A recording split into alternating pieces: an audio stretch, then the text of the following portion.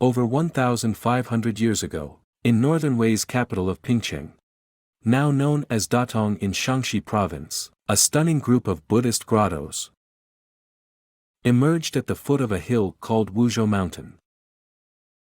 This is the Yungan Grottoes. This treasure of human art, like countless other captivating wonders, was born from the crucible of hardship. It represents the dawn of Buddhist art, amidst a tumultuous chapter of history.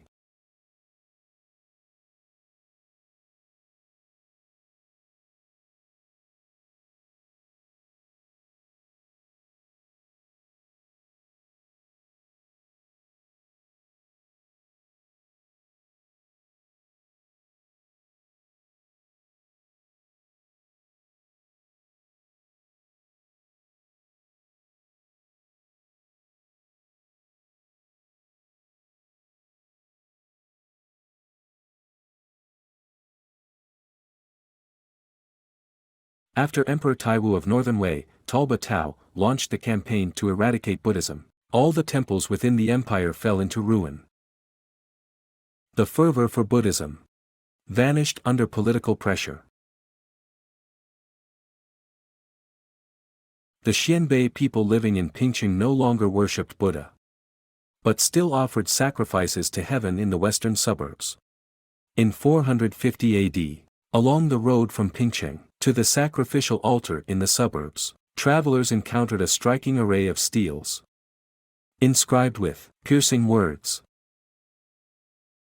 It was part of a grand cultural project overseen by Cui Hao. These inscriptions included not only the Confucian Five Classics, but also the national chronicles of Northern Wei history. Cui Hao and his father, Cui Hong, were among the most trusted Han officials in the court. Cui Hao often boasted that, in compiling the national chronicles, he adhered to the Han tradition of impartial and truthful historiography.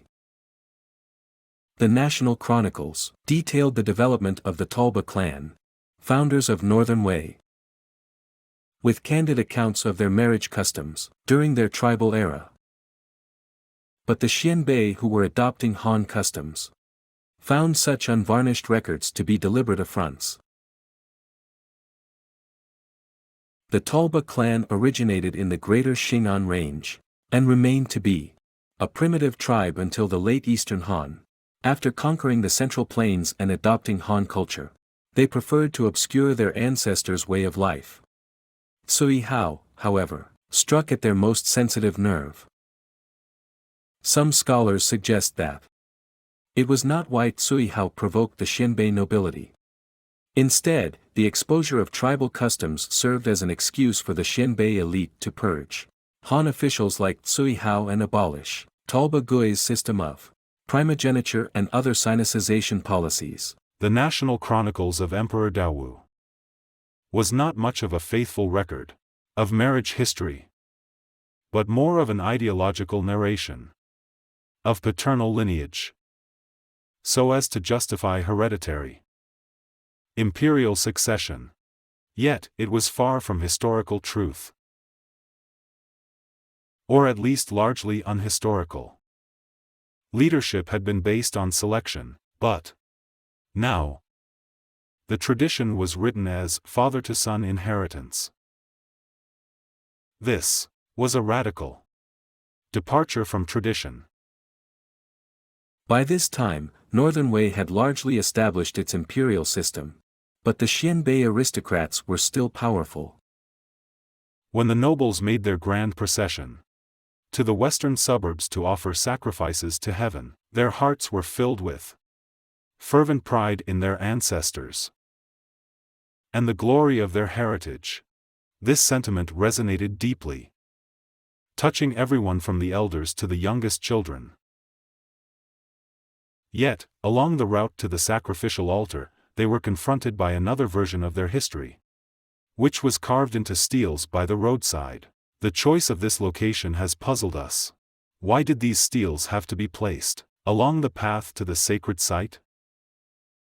Whatever the reason, Their presence was undeniably provocative. This ignited the simmering grievances of the Xianbei nobles. They demanded harsh punishment for Cui Hao.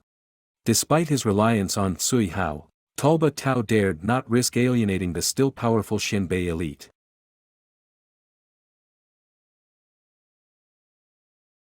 On July 5, 450 AD, Talba Tao ordered Cui Hao's death. Cui's in-laws, the Funyang Lu clan and other Han clans were implicated and killed. They are all influential Han families of literati and officials in the northern region. The backbone of Confucian culture.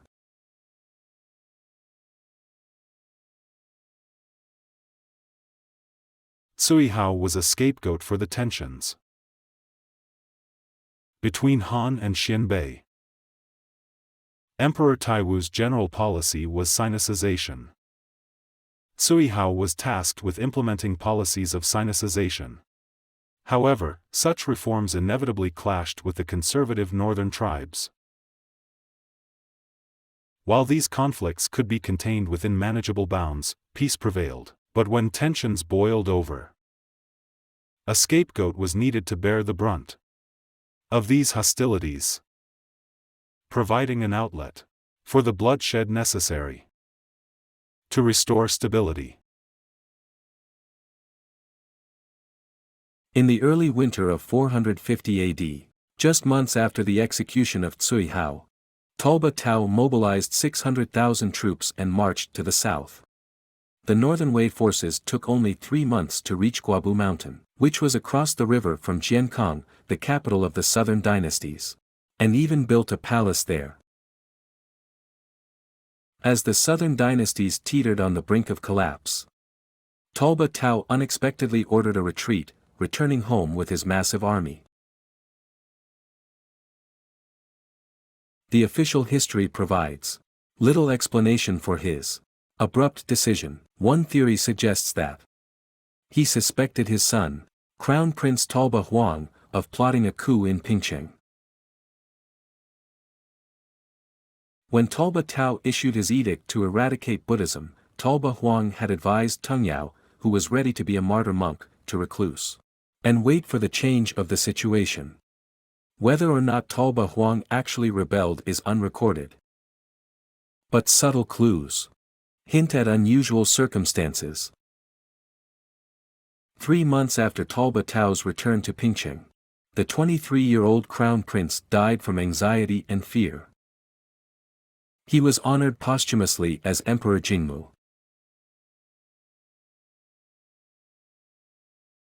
Legend has it that Talba Tao felt remorse after his son's death, and grew furious with Zhong Ai, the eunuch who had accused Talba Huang of treason. Sensing his own life in danger, Zhong Ai decided to strike first. In 452 AD, Talba Tao, this warrior emperor, was assassinated and eunuch at the age of 44.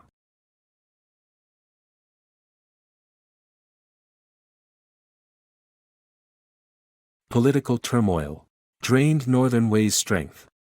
Following Talba Tao's death, his grandson Talba Jun ascended the throne. Recognizing the social trauma caused by the eradication of Buddhism, Talba Jun issued an edict just 2 months into his reign, to restore Buddhism across the empire.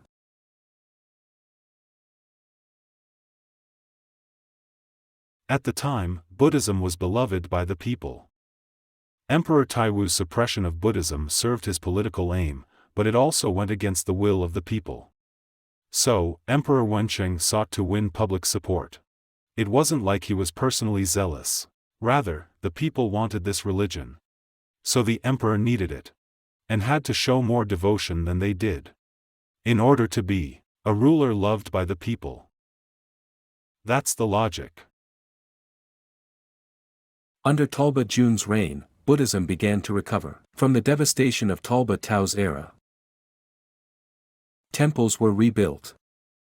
The sound of chanting filled the air again. And people, battered by hardship, found solace in their faith. The wounds inflicted by violence began to heal. Over 1,500 years ago, a young emperor was on a tour outside the city. Suddenly, his white imperial steed broke formation and approached a group of bowing onlookers. Stopping before a monk and gently tugging at his robe. This monk was Tanyao, who had gone into hiding in the forests of Dingzhou in Hebei during Emperor Taiwu's reign. The young emperor was none other than Emperor Wencheng, the fourth ruler of Northern Wei. Through the white horse, fate had led him to Tanyao. This miraculous encounter was recorded in Book of Wei, the official history, though its authenticity remains uncertain. Tanyao, welcome to the palace, suggested carving 5 grottos at Wuzhou Mountain to bless the emperor, with each housing a colossal Buddha, modeled after Northern Wei's founding Emperor Talba Gui, to the then reigning Emperor Wencheng, as well as Talba Huang, who died before ascending the throne. Tanyao's vision not only celebrated Buddhism, but also exalted the monarchs. Thus, the Yungan Grottoes were born as Northern Wei's national project.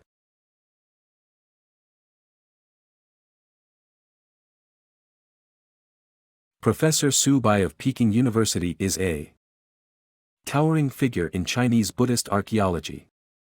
In 1947, when organizing historical texts, he found the inscription of a Jin stele titled, "On the Reconstruction of Grotto Temple at Wuzhou Mountain," in the western capital.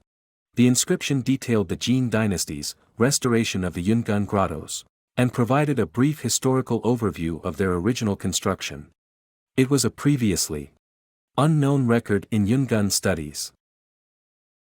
I found an article about Yungan's history, written during the Jin dynasty, in a book. It was long. No one had read it before. After finding it, I pieced it together.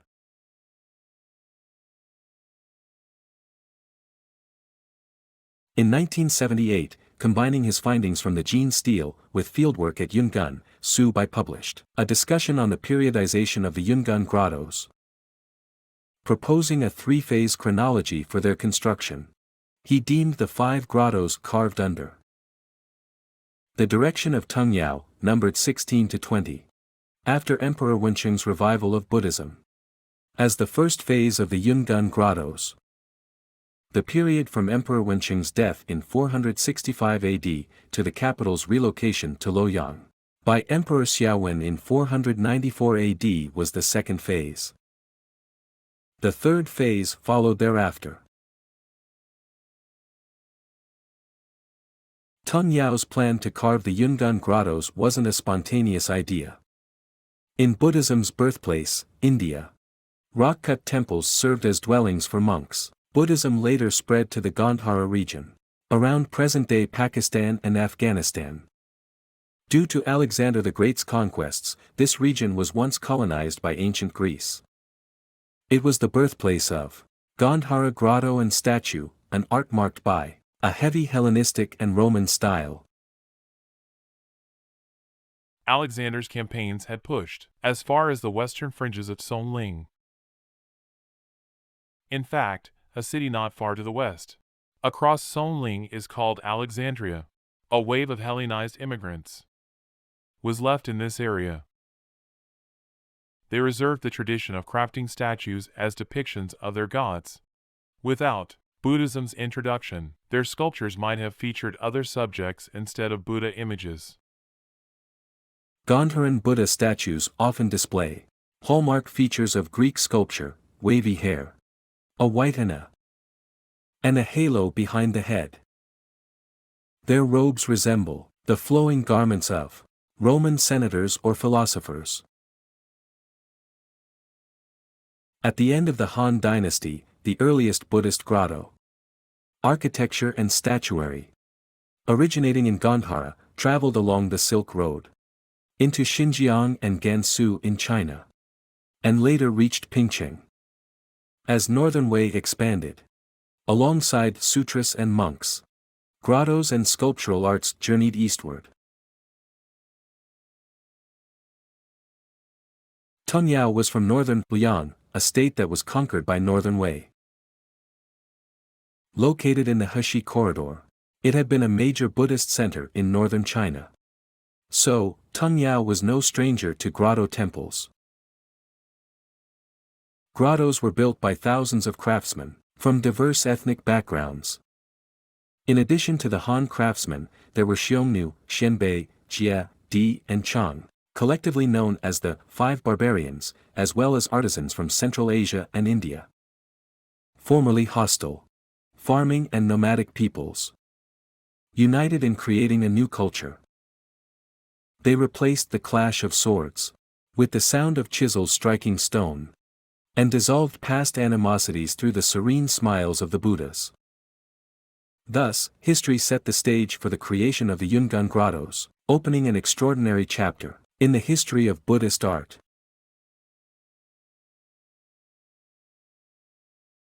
Mao Zhishi, a sculptor at the Yungan Grottoes Research Institute, has worked alongside the Yungan Grottoes for over 2 decades.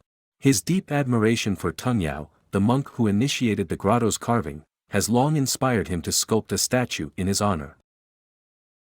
Yet, Tanyao remains an enigmatic historical figure, with no definitive records of his birthplace or lifespan.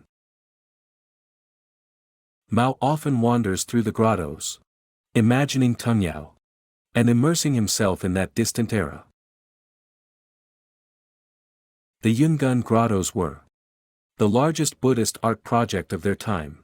Over 1,500 years ago, thousands of craftsmen labored day and night, chiseling stones here. The rocks of Wuzhou Mountain are sandstones, hard in the upper layer and loose in the lower stratum, which is ideal for carving grottos. Even so, completing large-scale grottos on a mountainside, with only simple tools like axes and chisels, was an arduous task. Cave 3 of the Yungan Grottoes is the largest of all. With a 25-meter front wall, its complicated layout is like a deep labyrinth. But aside from a few statues carved in the Tang dynasty, it's eerily empty. Evidently, construction of Cave 3 was halted unexpectedly.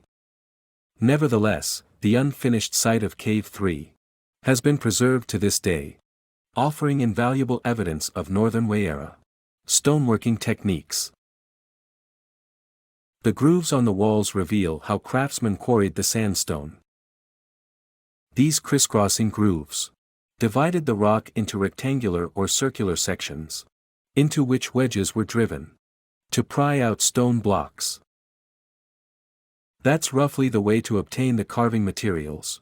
So where did the construction of these grottos begin? Archaeologists speculate that the craftsmen of Yungan first erected scaffolding resembling plank walkways, then carved the grotto's shape from top to bottom. Historical records termed it as zhanshi.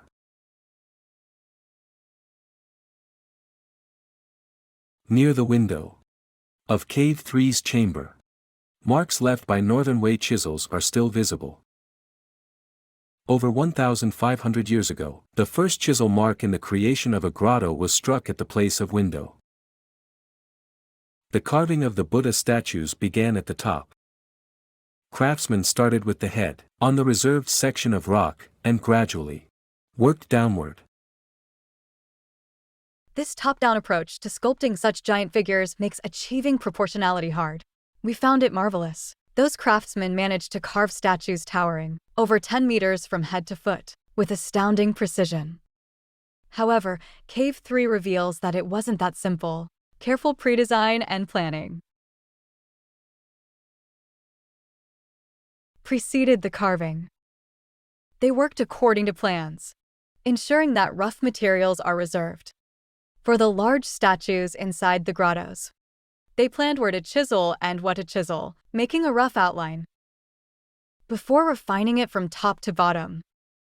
When creating colossal statues, such as a Buddha statue over 10 meters tall, the reserved stone itself became the workspace. The final stage was detailing, proceeding downward in an orderly manner. The construction of large-scale grottos was daunting. Scholars have estimated the labor required for the 5 caves of Tanyao. The largest one is Cave 19, with an excavation volume of 8,870 cubic meters. Its completion spanned over 2,300 days, and involved nearly 190,000 laborers. Cave 16, the smallest one, required an excavation volume of 2,610 cubic meters, taking over 1,900 days and utilizing over 70,000 laborers. Master Tanyao resided at Wuzhou Mountain during that time, translating Buddhist scriptures while overseeing the progress of the project. The 5 grottos, numbered 16 to 20, were all carved under his direction, collectively known as 5 Caves of Tanyao. There are common features in the design of these caves. Their outer walls are densely adorned with Buddhas, and their interiors are generally modeled after an elliptical dome structure. The statues depict the Buddhas of the past, present, and future, symbolizing Buddhism's long history and eternal continuity. The features of Gandhara Buddhist art are vividly evident in the 5 Caves of Tanyao.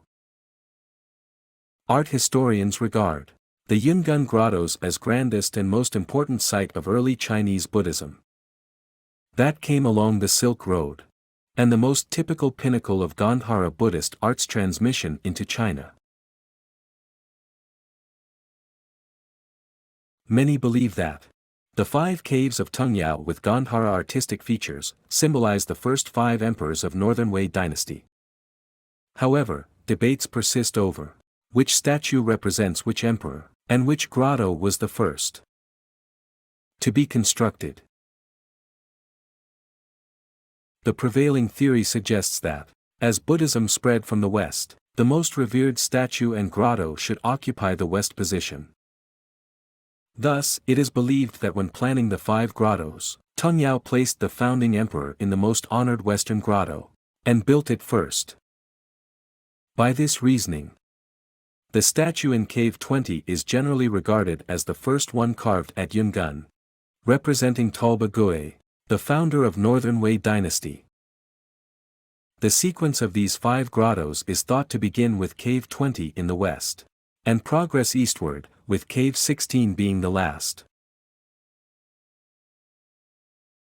Some scholars argue that the largest statue among the 5 is in Cave 19. Towering at 16.8 meters, the Buddha statue of Cave 19 is the tallest one, majestic and grand. Moreover, it is not on the same horizontal plane as Cave 20. About 5 meters above the ground outside Cave 19, 2 auxiliary caves were carved, evidently intended as flanking guardians. This feature is unique among the 5 grottos, and marks an innovative in Chinese Buddhist grotto art.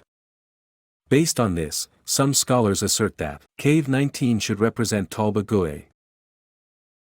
However, this interpretation faces a significant challenge. It conflicts with ritual hierarchies. If the caves were arranged without prioritizing the West, they should be following the Chinese Xiaomu system of honoring central positions. But Cave 19 was not the central one among the 5. This dilemma was eventually resolved by a significant new discovery in Cave 20.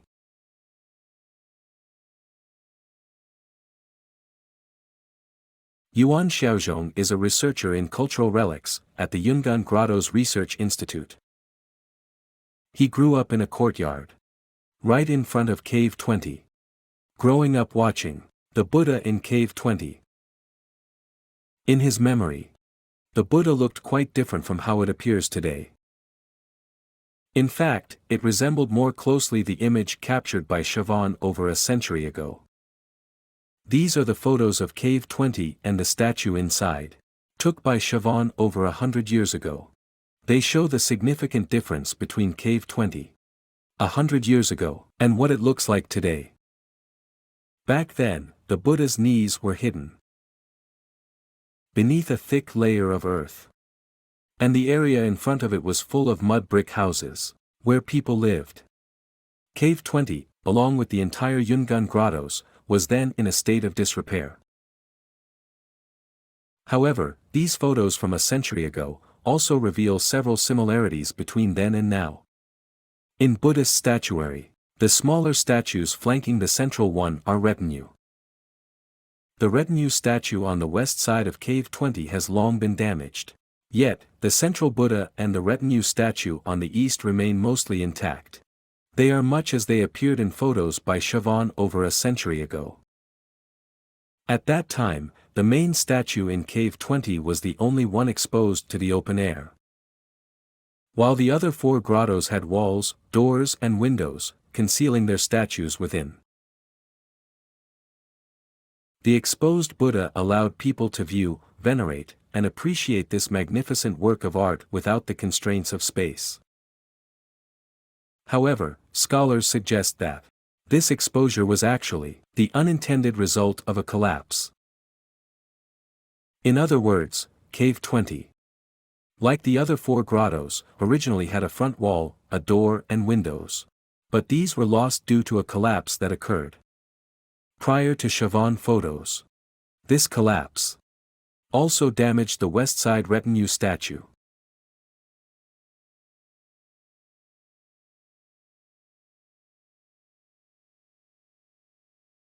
There has been much debate over when the front wall of Cave 20 collapsed, with some speculating it could date back as far as the Liao or Jin dynasties.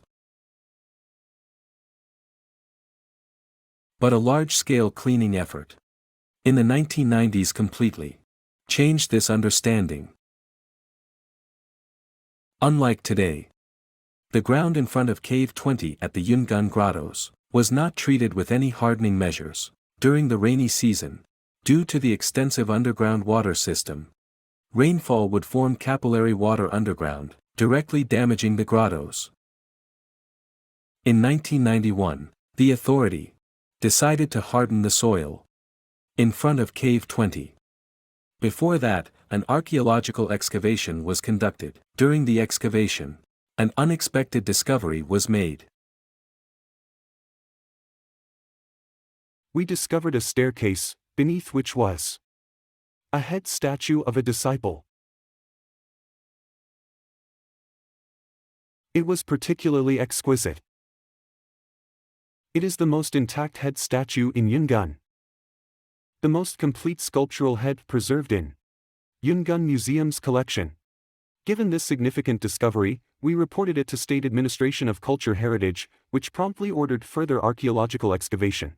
In the 1940s, the residential buildings had been relocated, but the soil in front of the grotto remained undisturbed. In 1991, cleaning began, revealing nearly 2 meters of soil in front of the grotto. Comparing photos from the 1990s, it's clear that the soil level in front of the grotto had nearly leveled with the interior. During this process, the feet of the Buddha statue were fully exposed. As the cleaning work neared completion, a large number of stones were uncovered in the deepest northern way layers, which turned out to be the collapsed front wall. A startling conclusion emerged. The front wall of Cave 20 did not collapse during the Liao and Jin dynasties, but during Northern Wei, shortly after work began on the Yungan Grottoes.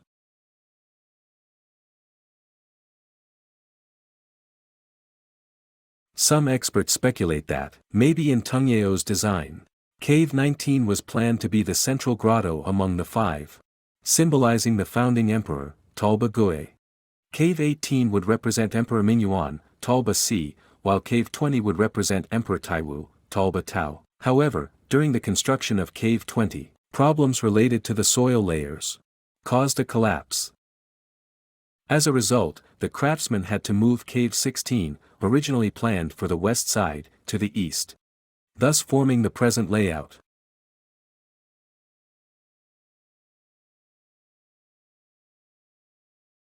Among the 5 grottos carved under Tangyao's supervision, Cave 17, believed to have been built for Prince Talba Huang, is exceptionally unique. The cross-legged Bodhisattva statue depicted Maitreya. The Bodhisattva has lofty crown and slender body, with the right arm adorned with a bracelet. However, the attire is not Buddhist robes, but rather the noble clothing of ancient India. This indicates that Yungan represents early Chinese Buddhist art, which, to a large extent, incorporated many elements of Indian culture. In the early grottos of Yungan, we can observe Indian influences, Greek artistic features, and traces of Persian culture. Unfortunately, this statue has suffered, both natural and human-made, damage and is now barely recognizable. Yet, from the remaining contours and marks, we can still imagine it, once being a magnificent and ornate Maitreya statue. It stands as the first cross-legged Maitreya statue at Yungan, a pioneer of its kind.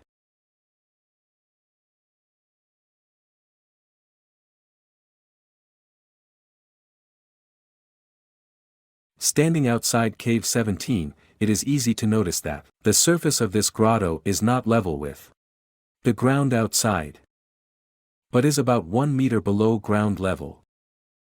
As a result, the Bodhisattva's crossed feet are positioned beneath the ground plane, making it different from statues in the other grottos.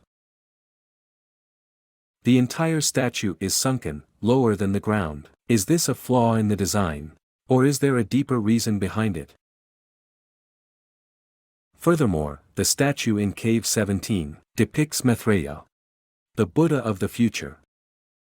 But based on the attire, this Maitreya is still a Bodhisattva, not yet a Buddha.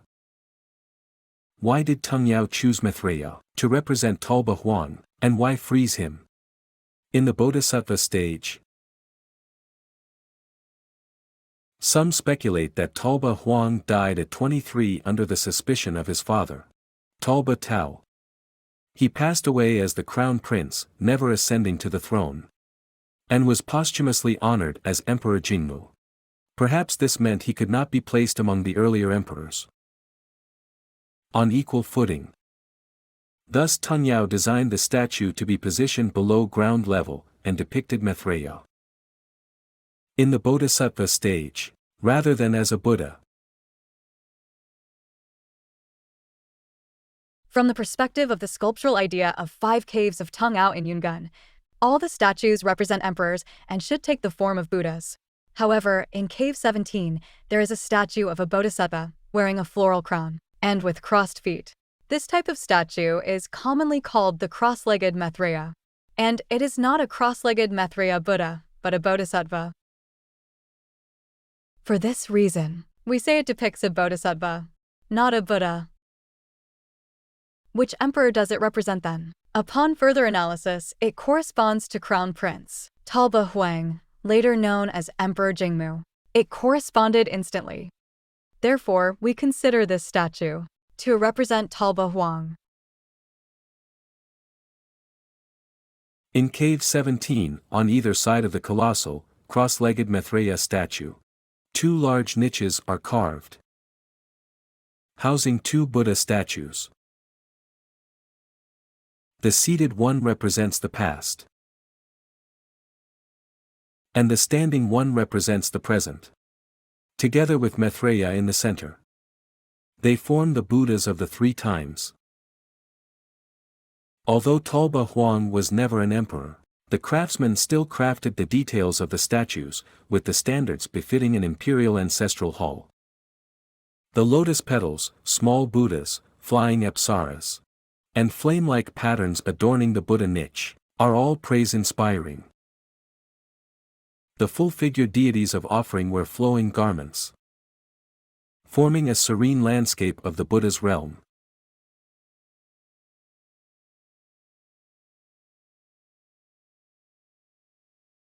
Mao Zixi had been working on his statue of Tanyao for several years.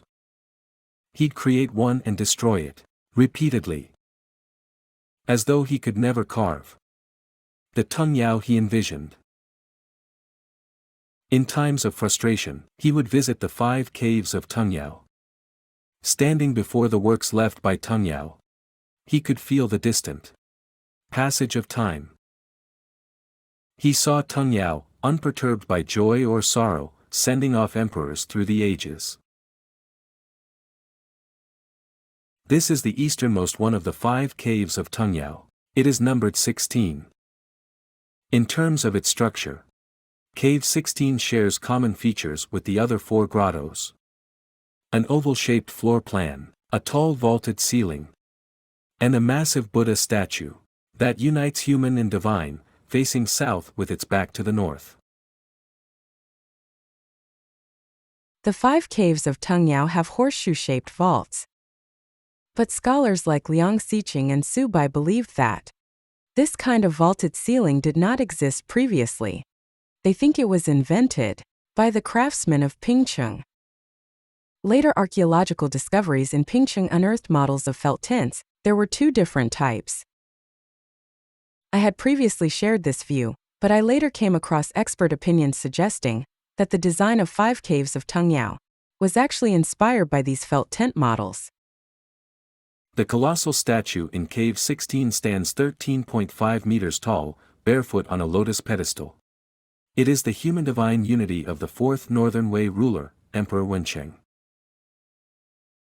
His appearance is youthful and handsome, and the wavy Ushnisha atop his head echoes the style of ancient Greek sculptures. The left hand of this great Buddha is a rare masterpiece in stone carving, with perfect proportions and an extraordinary sense of realism. When one gazes upon it in silence, it almost feels as if its skin has a certain elasticity, exuding warmth.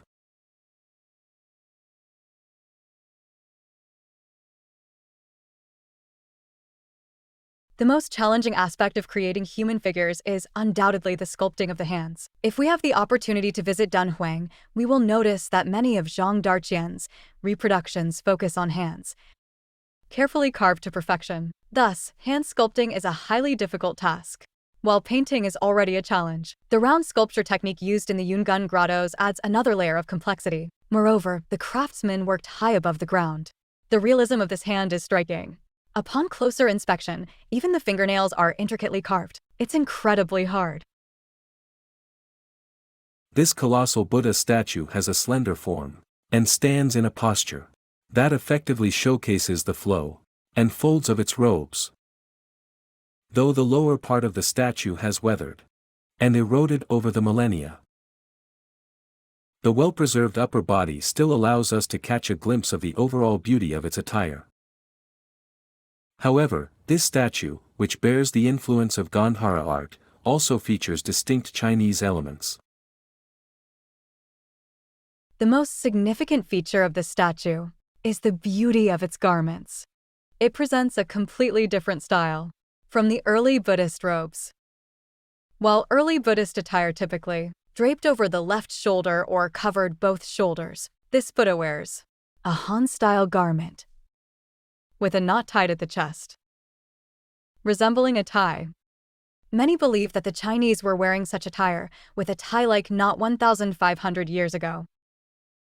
Actually, the Buddha's attire in Cave 16 is a traditional Han garment. It has been worn since the Han dynasty. At that time, Confucian scholars wore wide-sleeved robes, fastening them with a knot at the chest. By the mid-5th century, this style of clothing had become popular in southern China. It was this southern Han influence on northern culture that led to the Buddha in Cave 16 donning Han-style attire. In 460 AD, on the first day of the Lunar New Year, a grand New Year's court assembly was held at Northern Wei Imperial Palace. To the sound of music, the ministers took turns congratulating the young emperor, Talba Jun. On this very day, Talba Jun changed the era name to Herping. Much like this new name, the conciliatory policy he had enforced for 8 years resolved various social conflicts, leading to a rapid economic and cultural revival.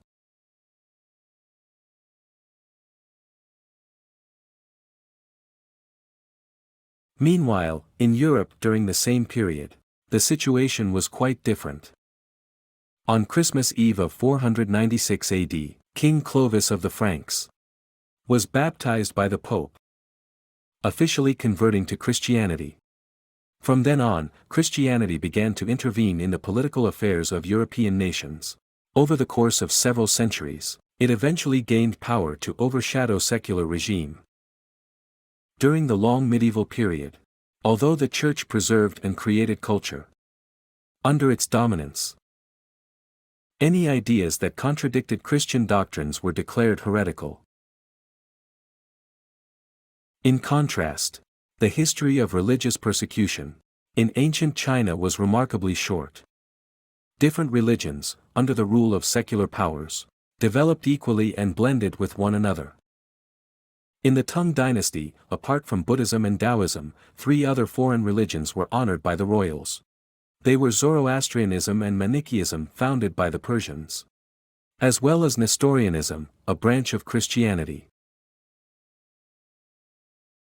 It was the blending of diverse cultures that contributed to the glory of ancient Chinese civilization. Tang's spirit of openness and inclusiveness had its roots in this era of rebuilding order amidst chaos. Northern Wei. Talba Jun was a gentle ruler, skilled in mending the fractures within society. However, his gentleness stood in contrast to that of his formidable wife, Empress Feng. While Talba Jun reigned, Empress Feng appeared to embody a more delicate demeanor. She was a royal member of Northern Yan. After her country was conquered by Northern Wei, the young Feng was taken into the palace as a servant. It was here that she encountered the most important person in her life, Empress Dowager Chang. Empress Dowager Chang was Talba Jun's nanny. Honoring a nanny as the Empress Dowager only occurred in Northern Wei in Chinese history.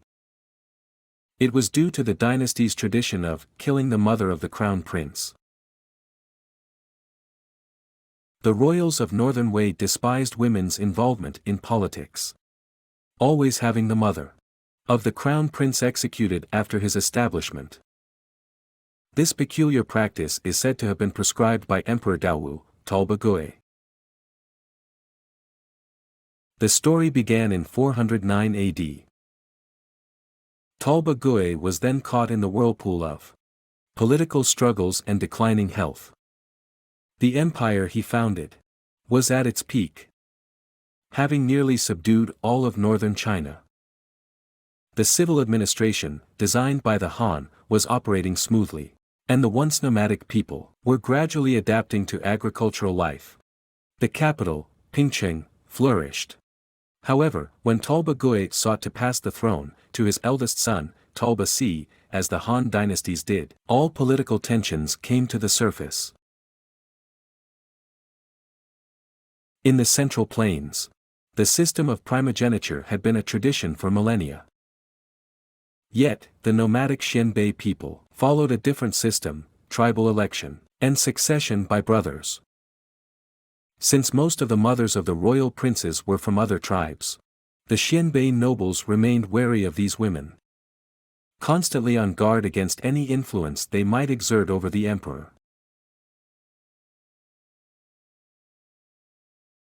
The aristocracy of the Talba tribe expressed unprecedented opposition to Talba Gui's idea of passing the throne to his eldest son. They were his main support for ruling the Han people, yet they often hindered him, preventing him from following primogeniture or becoming an absolute monarch. They insisted that he be more democratic, that major decisions be made collectively. Despite his invincibility on the battlefield, Talba Gui found himself helpless against internal resistance. He increasingly relied on a popular elixir, the 5 minerals powder, to alleviate his worries. The 5 minerals powder, alleged to promote longevity, was actually toxic and addictive.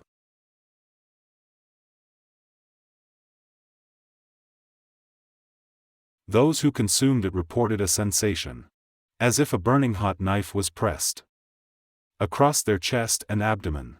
That was the feeling. It rendered them restless, unable to live a peaceful life. Coupled with this political atmosphere, Emperor Dao's mental state began to deteriorate. His breakdown manifested in killing. He habitually massacres people in droves. Troubled and restless, Talba Gui pondered deeply, and finally came up with a solution to the problem. But it would open the door to tragedy within the Northern Wei court. The Book of Wei records that in 409 AD, Talba Gui made his eldest son, Talba Si, the crown prince, and then had his mother executed. Talba Gui explained to his son, when Emperor Wu of Han decided to name Liu Fuling as his heir. He had killed Liu Fuling's mother, Lady Go Yi, to prevent women from interfering in state affairs. And the rise of imperial in-laws. You are destined to inherit the throne, so I follow Emperor Wu's example, for your long-term benefit. When Talba Si became emperor and wanted his eldest son, Talba Tao, to inherit the throne, he also killed Talba Tao's mother, concubine Du. Later, Lady He, the mother of Talba Tao's eldest son, Talba Huang, and Lady Yujilu, the mother of Emperor Wenqing, Talba Jun, were both put to death based on this practice. A mother serves as a bond, through which her family can exert a powerful influence on the new emperor. By having the mother killed, this bond is severed.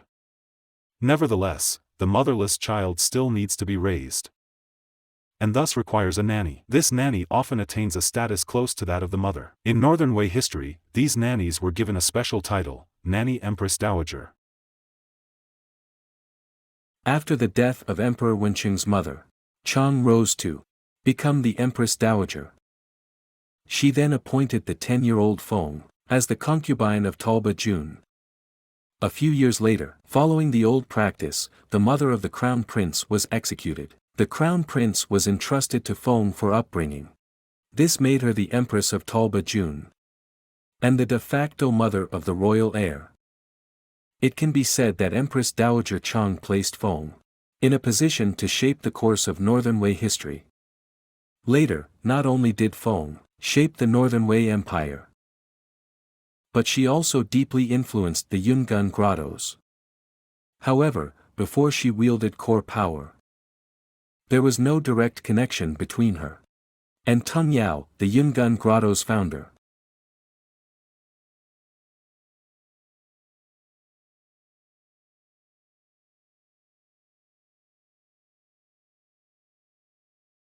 Standing before the 5 Caves of Tanyao, Mao Zixi imagined the great awe these 5 colossal Buddha statues inspired in the empire, upon their appearance more than 1,500 years ago.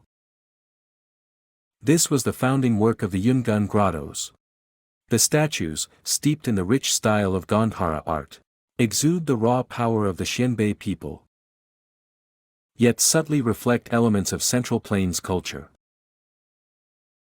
Later generations would call it the most significant link in the spread of Buddhist art in China. And it is also, in essence, a lasting monument to Master Tanyao.